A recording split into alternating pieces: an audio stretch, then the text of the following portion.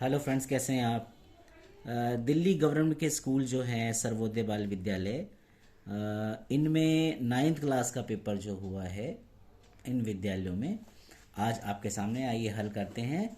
और सभी बच्चे मिला लेंगे कि कितने प्रश्न आप सभी के ठीक हैं।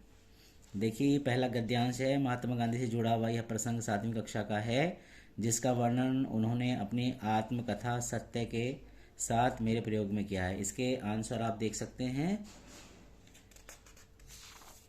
ये देखिए, ये सामने है। दोराबजी एदलजी गिमी नियमों को लेकर कठोर थे, पहले का आंसर। ख का आंसर है खेलकूद। ग देखिएगा, ग का सी, घ का ए, अंगा स्कूल के बाद। दूसरा देखिए, ठीक है, ये का मान।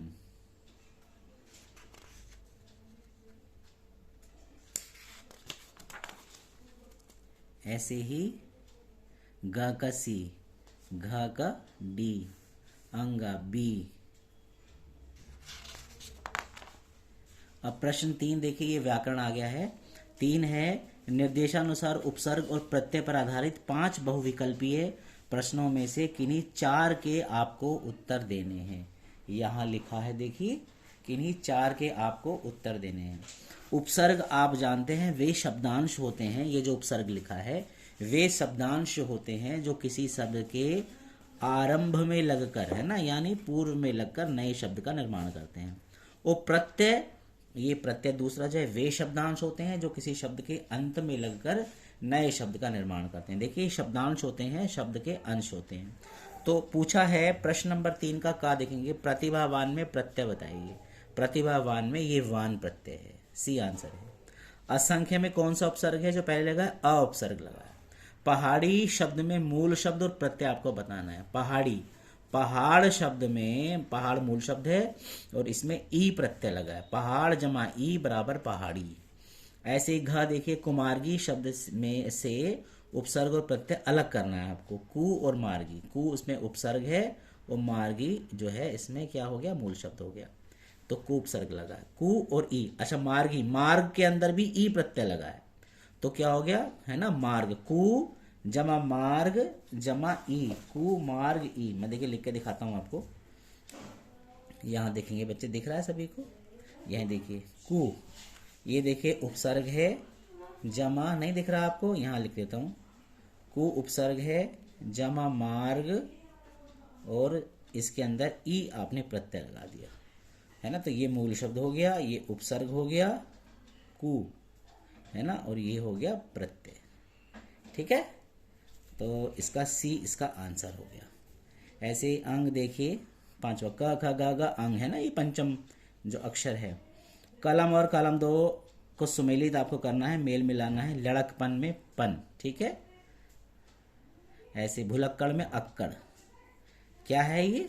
प्रत्यय है ना। मनुष्यता में ता प्रत्यय है, ठीक है। लड़कपन में पन प्रत्यय है। तो इस तरह से आपने विकल्प 1 को 2 से मिला दिया। आगे चलते हैं। निर्देशानुसार समास पर आधारित 5 बहुविकल्पीय प्रश्नों में से किन्हीं 4 के आपको उत्तर देने। 5 दिए हुए हैं देखिए, और आपको 4 के उत्तर देने हैं। गुण दोष में समस्त पद का विग्रह। गुण दोष आपको पता है कौन सा समास है? द्वंद्व समास है। और इस द्वंद्व समास में आपको इसका विग्रह करना है, यानी अलग अलग करना है। तो गुण और दोष, बी इसका आंसर है। शताब्दी शब्द समस्त पद में समास होगा, है ना। ये द्विगु समास है ना। शताब्दी द्विगु समास है, संख्यावाची है। देखिए, जिस समस्त पद में पहला पद संख्यावाचक विशेषण हो उसे द्विगु समास कहते हैं। द्वंद्व ये सब दिए हैं तो द्विगु समास कहते हैं, डी आंसर है। ऐसे ही निम्नलिखित समासों में कर्मधारय पर कर्मधारय समास के उदाहरण दीजिए। ये देखिए, राजा और रंक, ठीक है, द्वंद्व समास है जिसमें दोनों पद समान होते हैं। चंद्रमुखी, इसके अंदर जो है कर्मधारय है। नीलकंठ में भी कर्मधारय है, और त्रिवेणी में द्विगु है। तो ये 2 और 3 इसके आंसर हो गए, ठीक है। अंग देखिए, तिपहिया में द्विगु समास है। चक्रपाणी में बहुब्रीहि समास है। और प्रतिदिन में अव्ययी भाव समास है। तो पहले का 3 ये देखिए इसमें है, दूसरे का 1 ये भी इसी में है, और तीसरे का 2 ये इसी में। ए इसका आंसर है। अब निर्देशानुसार अर्थ की दृष्टि से वाक्य भेद आपको बताने हैं। अर्थ की दृष्टि से देखिए, ठीक है। अर्थ की दृष्टि से वाक्य भेद पर आधारित 5 बहुविकल्पीय प्रश्नों में से 4 के उत्तर आपको देने हैं, ठीक है। 9th क्लास में अर्थ की दृष्टि से आते हैं वाक्य, और 10th क्लास में किसकी दृष्टि से आते हैं? रचना की दृष्टि से, ठीक है। वाक्य अर्थ की दृष्टि से और रचना की दृष्टि से, ठीक है। तो अर्थ की दृष्टि से वाक्य कितने प्रकार के होते हैं? 8 प्रकार के। तो यहाँ देखिए अर्थ की दृष्टि से वाक्य 8 प्रकार के होते हैं, आपको बताने हैं। वाक्य का प्रकार बताना है। क्या तुम सोने से पहले ब्रश करते हो? देखिए प्रश्न पूछा है तो प्रश्नवाचक है, ठीक है। 8 प्रकार के होते हैं तो ये प्रश्नवाचक है। और खा देखेंगे, वाक्य का प्रकार बताना आपको। बारिश रुकती तो मैं घर जाता। देखिए एक क्रिया दूसरी क्रिया पर निर्भर करती है, तो संकेतवाचक है, डी इसका आंसर है। गीले कपड़े धूप में सुखा दो, इस वाक्य को निषेधवाचक वाक्य बनाना, नेगेटिव बनाना है आपको, है ना। तो इसका डी आंसर है, गीले कपड़े धूप में मत सुखाओ, डी इसका आंसर है, गा का डी। ऐसे देखिए संदेहवाचक वाक्य का उदाहरण है। संदेह, देखिए संभावना, संदेह होता है। शायद आज पुस्तकालय बंद हो, शायद, ए इसका आंसर है। ये भी नहीं है छोटे भाई को, ये तो नहीं है, ए इसका आंसर है।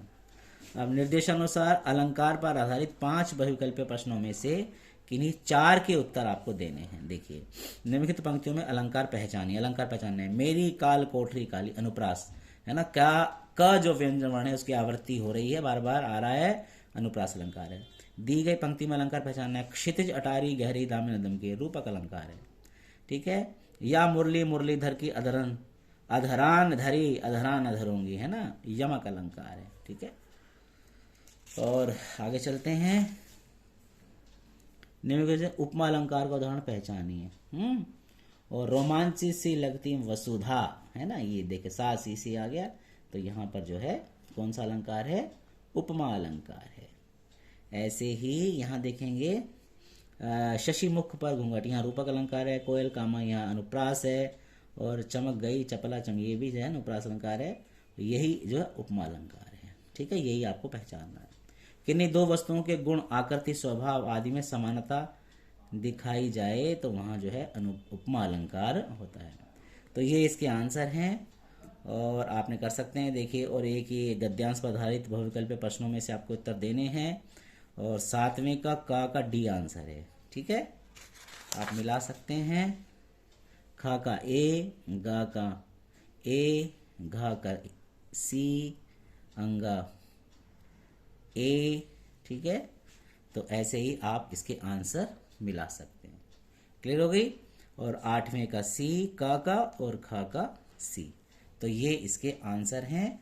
और बाकी लेखन का कार्य आप स्वयं करेंगे, ठीक है बच्चों। तो आप इसको मिला सकते हैं। कैसा लगा? अच्छा लगा तो लाइक करें, सब्सक्राइब करें, शेयर भी करें। Thank you.